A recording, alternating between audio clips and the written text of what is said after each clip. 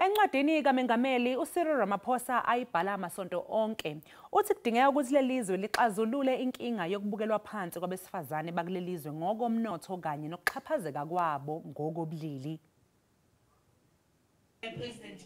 uMengameli uthi njengoba kunengqungquthela yokugubha iminyaka engama-25 i-UN Conference in Women eBeijing eChina bekumqoka ukubheka inqubekela phambili esihanjiwe ukuqinisekisa ukuthi amalungelo abesifazane ayanakekelwa kanye nezokulingana ngokobulili. uMengameli ukubalulile ukuthi akuvamisile ukuthi abesifazane bakulelizwe babe namabhizinisi nokuthi baqashwe noma bathole izikhundla emsebenzini. Uthi yize ukumeleleka kwabo emsebenzini kwenyukile kule minyaka engama-25 edlule, kepha ngasemabhizinisini nasemkhakheni wemfundo akukabonakali. uMengameli uthi lelizwe kufanele libe yisibonelo kwamanye amazwe ngokuthi liguqule lesimo esibhekene nabesifazane ngokuthi liqinisekise ukuthi nabo bayingxenye enkulu yezomnotho njengoba lingusihlalo we-African Union.